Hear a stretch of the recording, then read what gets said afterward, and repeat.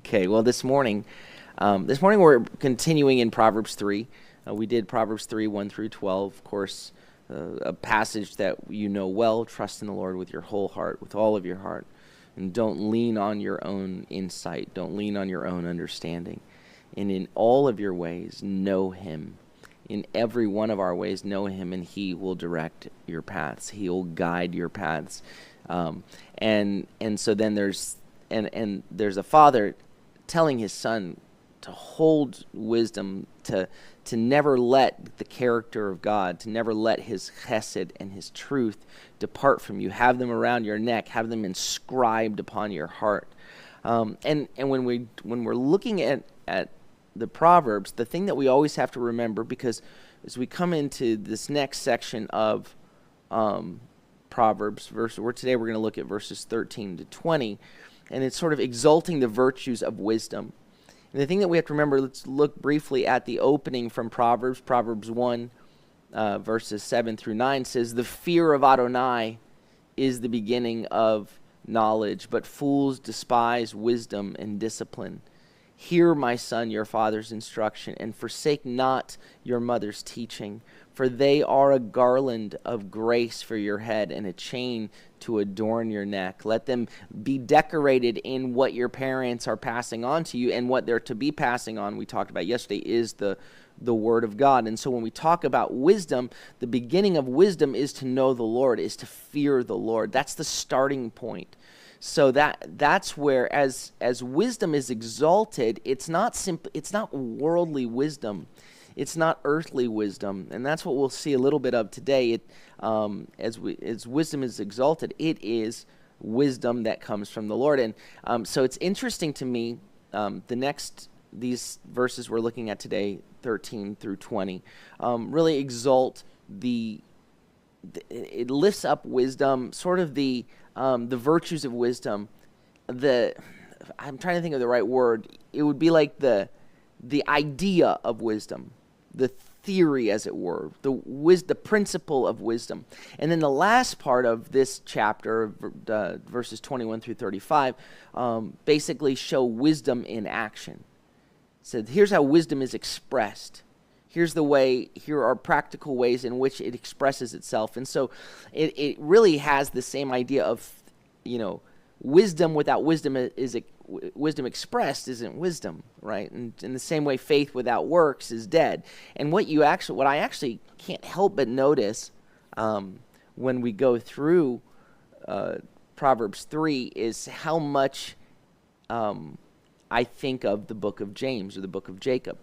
As I'm going through this, there are things that you can very much tell that when, under the inspiration of the Holy Spirit, when Jacob was writing his epistle, that foundational to his understanding would have been Proverbs, and would have, I think, in particular, this chapter was there as well. And I mean, he actually quotes it at the end, which we looked at a couple of days ago, but we'll deal with that tomorrow. So, verse 13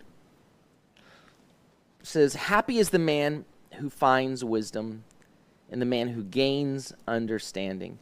So, we have these two different words that are often, happy or blessed.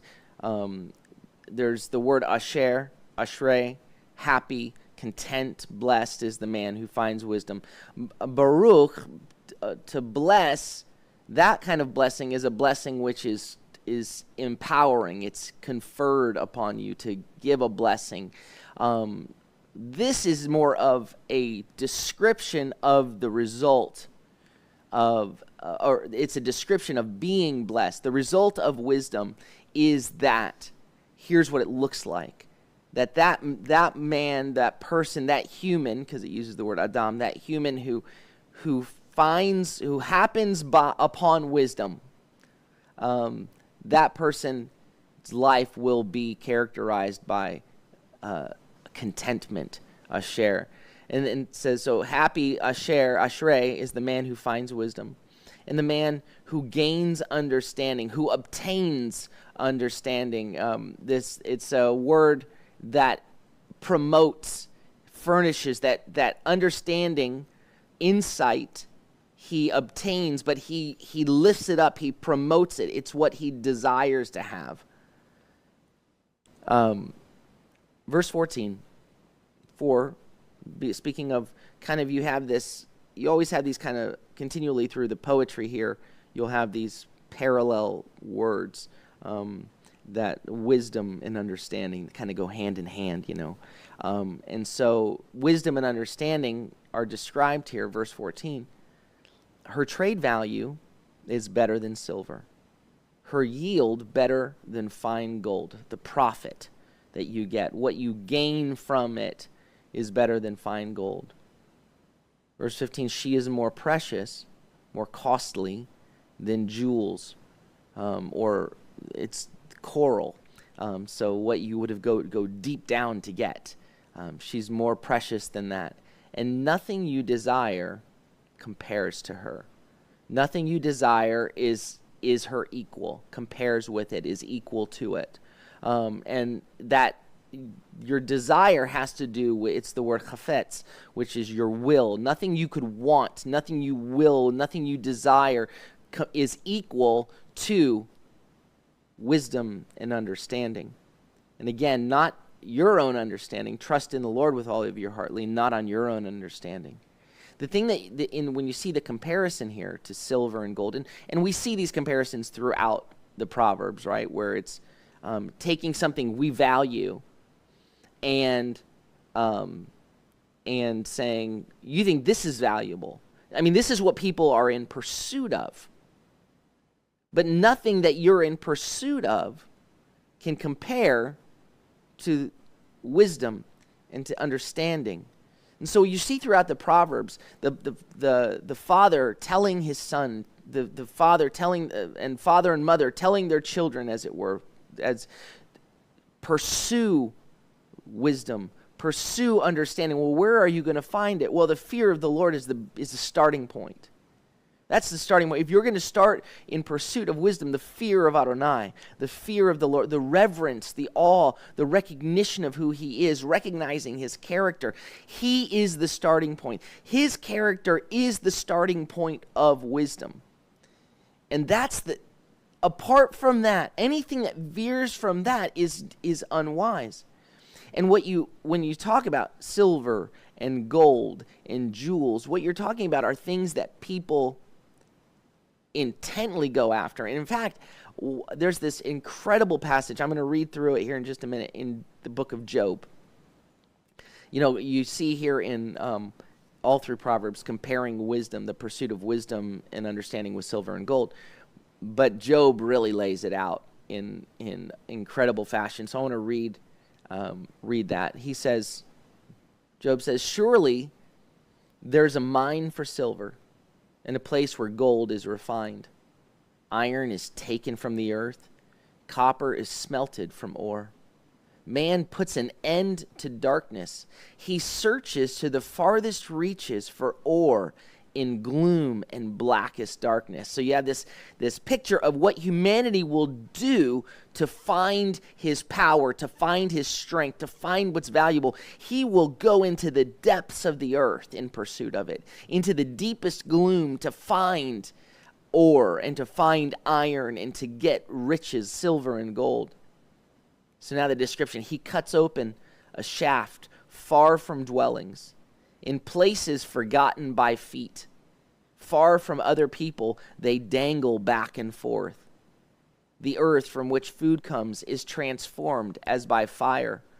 A place whose rocks are sapphires, its dust contains gold. No bird of prey knows the path. No falcon's eye has seen it. Proud beasts have not set foot on it, and no lion has passed there. So there's this picture of the mine. We think of gold mines and silver mines in the darkest place, but it's saying, look at the depths to which we'll go, to where we're dangling over the depths, to where we're digging down, and we're going places that other creatures cannot go. The falcon has never seen that. Lions and tigers, they don't go there. But we dig down Verse 9, look at the energy we expend. Man sets his hand against the flinty rock and overturns mountains by the roots. He carves out tunnels through the rocks. His eye sees every precious thing. He dams up streams from flowing and brings hidden things to light. I mean, again, look at the levels, the extent to which humanity will pursue strength and wealth, riches, what exalts us. They'll uproot mountains by the roots, it says. Verse 12, but we know where to find gold, we know where to find silver, we know where to find iron and ore. But where do you find wisdom? Where is the place of being, of understanding, of insight? No mortal comprehends its worth. It cannot be found in the land of the living. The deep says, it's not in me. The sea says, it's not with me. Pure gold cannot be given for it, nor can its price be weighed in silver. It cannot be weighed in gold from Ophir and precious onyx or sapphire. Neither gold or crystal can compare with it, nor vessels of fine gold exchanged for it. No mention will be made of coral or jasper. The price of wisdom is more than pearls. The topaz of Ethiopia cannot compare to it, nor can it be valued in pure gold. Well, where then does wisdom come from? Where is the place of understanding, of insight? Where do I get what it's all about? I can't pay for it. I can't buy it. You can't pay. You can't exchange anything for it. Verse 21, it has been hidden from the eyes of all living things, concealed from the birds of the sky. Abaddon and death, the grave and death say, with our ears we've heard a rumor of it. We've heard of wisdom. Verse 23, God understands its way, and he knows its place. He looks to the ends of the earth and sees everything under the heavens. When he made the force of the wind and measured out the waters, when he set a limit for the rain and a path for the thunderstorm, then he looked at it and assessed it, established it, and examined it. And he said to humanity, to mankind, the fear of Adonai, the fear of the Lord, that is wisdom. And to turn away from evil is understanding. The fear of the Lord is wisdom. To turn away from evil is understanding. It's more precious than silver. It's more precious than gold. And yet that is what we are in pursuit of. And what the Father in Proverbs is saying is, instead of pursuing that, you think that's valuable? You think wisdom is valuable? Or you think gold and silver are valuable? You think riches are valuable? And you see the extent to which we'll pursue those things. Well, pursue the fear of the Lord. Pursue wisdom, the wisdom that comes from God, with that same, with at the very least, with that same kind of fervor, with that same willingness to dig to the deepest depths to find what is of real value.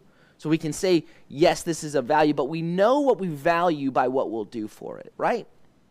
I mean, there are things that we say we value. There are things that we say are important to us. But our actions reflect the reality of what we value. What we do actually speaks to what we truly believe, what we truly value. And so, do we believe that the wisdom that comes from God, that the fear of the Lord is more precious than all of this other stuff that we pursue? Will we pursue him with the same passion? People will have the hunger for self-exaltation. They have the hunger deep within for riches. Do we have the taste for what it takes to pursue the Lord? Verse 16. Again, speaking of wisdom being personified. Wisdom is personified as a woman here. And it says, length of days is in her right hand. Okay, so in her right hand. there's length of days. And so, of course, the right hand is your strength. So what is really valuable is in her right hand, long life. And wisdom brings with it length of days. In her left hand are riches and honor, weightiness, right, significance.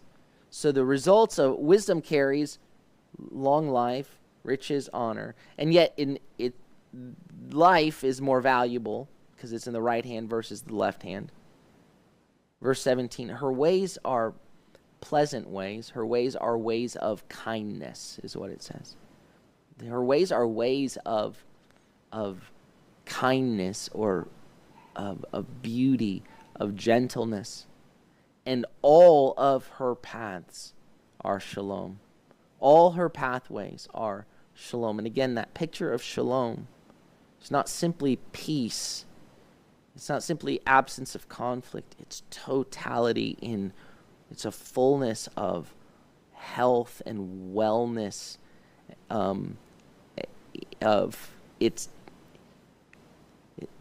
what is on the outside is on the inside. Shalom is a wholeness. What's inside is not being eroded away. And so there's a beauty that all of her pathways lead to this kind of wholeness. Verse 18, she is a tree of life to those who embrace her. Right? A tree of Etz Chaim Hi, a tree of life she is to those who embrace her. And the word for embrace is chazik, whose strength, who take her with strength, who are strengthened in her. It's chazik ba, who are strengthened in her, and blessed will be all who hold firmly to her. So those taking hold of her, those grasping her, are ashrei, are blessed, are happy. Right? She is a tree of life to those who embrace her, and blessed are all, happy are all who take hold of her, who hold firmly to her. So again, wisdom here is personified as a woman. And you got to remember, too, that this is mostly being written as from a father to, in the text, to a son. Most of the original audience would have been young men. And so throughout the Proverbs, actually, you'll see where the warning is given to young men. Watch out. Watch out for the wayward woman along the way, for that, the one who would entice you to come off the path, for that which seems easy, that which tries to take hold of you and pull you off the path, off the way of righteousness. Be careful, my son. Be careful, be careful. Watch out. Over and over, you see throughout the Proverbs, and if you've read through the Proverbs, you're familiar with that. So here, it's saying, we'll later be told, don't let that take hold of you, but this wisdom, you take her, hold on to her, cling to her, because she is a tree of life to all who would take hold of her. So now the phrase here, tree of life, right? There's immediately, with wisdom being personified as this woman, the fruit of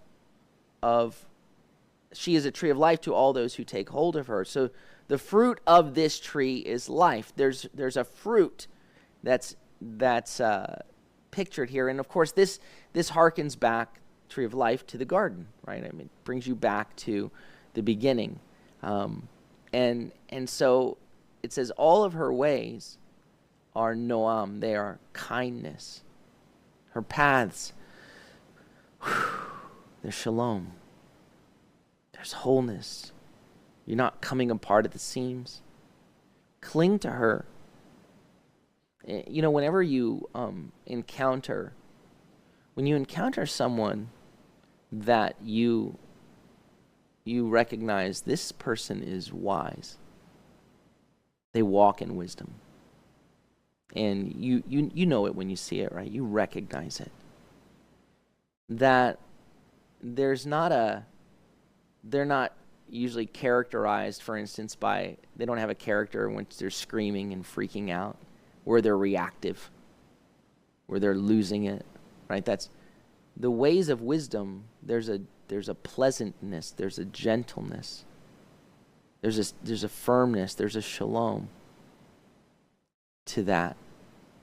And we will see in that the results of that are when things get hairy, when things get difficult, when calamity comes, cling to wisdom. There's a steadiness there. So it says, take hold of wisdom. Again, where do you take hold of her? The fear of the Lord is the beginning of wisdom. So when you think back to the Genesis account, the tree of life, what you have is the Lord saying, take from this tree. Take from this tree. But there's also the tree of the knowledge of good and evil. And he says, don't take from this tree. Cling to this tree. Don't cling to this. Don't eat from this tree. For the day you eat of it, you'll surely die. The fear of the Lord, trust what he says. Cling to the tree of life and the fruitfulness that comes from that. And this tree over here represents where the enemy comes and says, the Lord he tempts you saying he doesn't want you to take from that tree, because when you eat from that tree, you'll be like God, knowing good and evil. And so that's taking from the tree of knowledge of good and evil is the ability to take and exalt myself to be like God when I've already been made in his likeness. Tempting me to grasp at what I was given freely. Right? What I was offered freely, no, I don't want to take it freely. I'm going to grasp it. I'm going to, in fear, I'm going to exalt myself. It says, cling to the tree of life. Cling to wisdom.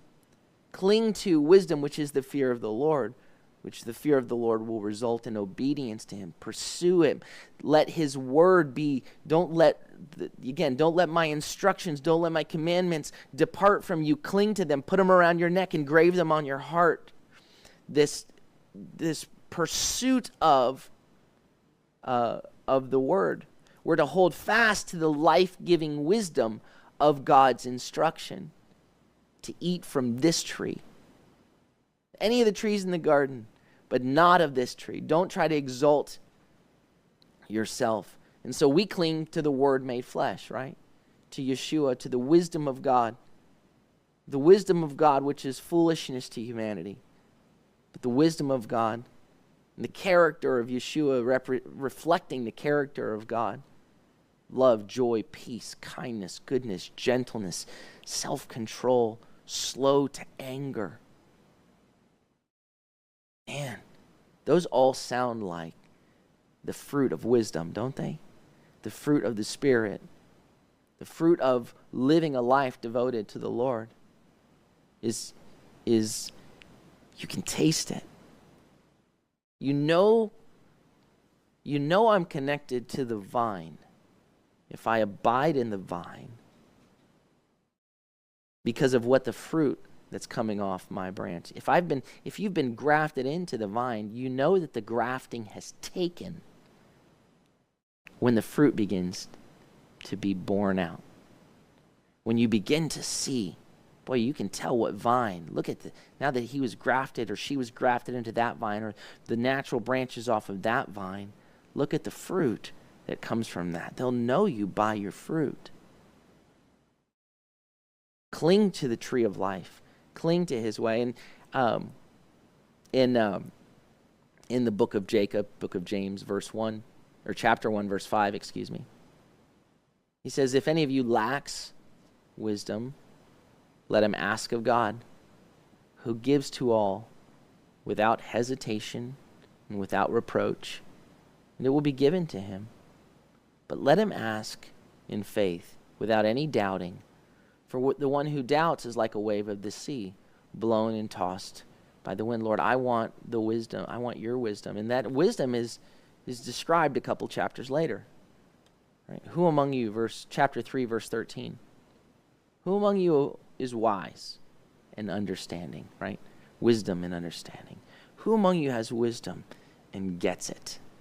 And gets what God says, by his good conduct, by the fruit, let him show his deeds in the gentleness of wisdom. Right? There's a kindness. It's all of its ways. All of its ways are kind. Her ways are ways of kindness. All her paths are paths of shalom. It says, by his good conduct, let him show his deeds in the gentleness of wisdom. But if you have bitter jealousy and selfish ambition in your heart, do not boast and lie against the truth. This is not the wisdom that comes down from above, but is earthly, unspiritual, and demonic. For where jealousy and selfish ambition exist, there is disorder and every evil practice. But the wisdom that's from above, verse 17, is first pure, then peaceable, gentle, open to reason, full of mercy and good fruits, impartial, not hypocritical. And the fruit of righteousness is sown in shalom by those who make shalom. So you see that again, we all wrestle with areas in our lives that are where there is selfish ambition, right? Where there is jealousy, moments, hidden areas of bitter jealousy, hidden areas of selfish ambition, which is why we're to pursue wisdom that is from above. We're to dig more than we would dig down into the depths to get silver and gold and pursue our own ways more than we would go after our selfish ambition. We're to pursue the wisdom that is from a God, from above, cling to it, wrap it around our neck, engrave it on our heart that it would flow forth from our lives. And again, so we'll close with the last two verses of Proverbs. Verse 19, by wisdom Adonai founded the earth. Right? Adonai in wisdom established the earth. He set it on a firm foundation. By understanding, he established the heavens. He made the heavens, the cosmos, the universe stand.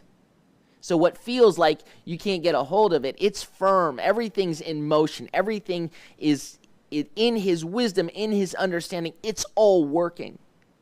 Right? By his wisdom, before there was creation, before there was the universe, there was wisdom and understanding which flow from the Lord. By wisdom, by understanding, there's a depth to understanding the ways, the why even. There's a reasoning that's behind it all. And that the Lord, in wisdom and understanding, not in just random chaos, but in wisdom and understanding, he established the universe, the earth and the universe, right? And then what he did is by wisdom and understanding, he filled it, he refreshed it, he nourished it. Verse 20, by his knowledge, the deeps, the depths, the depths were divided or burst open. So the depths were opened up, and by knowledge, the clouds drip dew, right? The clouds bring refreshing. So God's wisdom, his understanding, and his knowledge created the earth and then fill the earth, sustains the earth with life-giving waters. He creates and refreshes and fills. It's actually, I don't know, Antonio, did I tell you Proverbs 24, verses 3 and 4? Okay, add real quick, Proverbs 23, verses 3 and 4. I just want to, it's interesting. Proverbs 24, verses 3 and 4. That you had the same picture then with of how God created, he made creation and then filled it. By wisdom and understanding, he created the foundations and made it stand firm. And then by knowledge, he filled it. And we see a parallel to that says, by wisdom, verse 3 of Proverbs 24, by wisdom a house is built, and by understanding it is prepared, and it's set in order. And by knowledge its rooms are filled with every rare and pleasing treasure. And so there's again, we have this exaltation of the wisdom that comes from God. And what we'll see tomorrow as we finish Proverbs chapter 3 is that wisdom displayed, the wisdom put in action, that when wisdom demonstrated. And just as, as we declare Yeshua, we declare the gospel. But the gospel, but we're not to, it's not to be a half gospel. It's not to be half faith, of faith of words. But it's to be faith with action. Faith without expression, without demonstration, is dead. It's empty. It's nothing. There's a world that hears us proclaiming something, proclaiming a message. The question is, are they experiencing the demonstration of the reality of that message in our lives in an ever-increasing measure? We're to be a whole faith community. We're to be a whole faith community. Shalom, whole, that has the foundation of understanding, and that understanding expressed and demonstrated and lived out. And that wisdom that is from above is, first of all, right, pure and gentle. And let me read it again. James, I love it. Verse 17, 3:17. The wisdom that is from above is first pure and peaceable, gentle, open to reason, full of mercy and good fruits, impartial and not hypocritical. And the fruit of righteousness is sown in shalom by those who make shalom. And so that's what God calls us to be in a hurting and a dark world, is to be those who demonstrate his character in ever-increasing measure. Amen?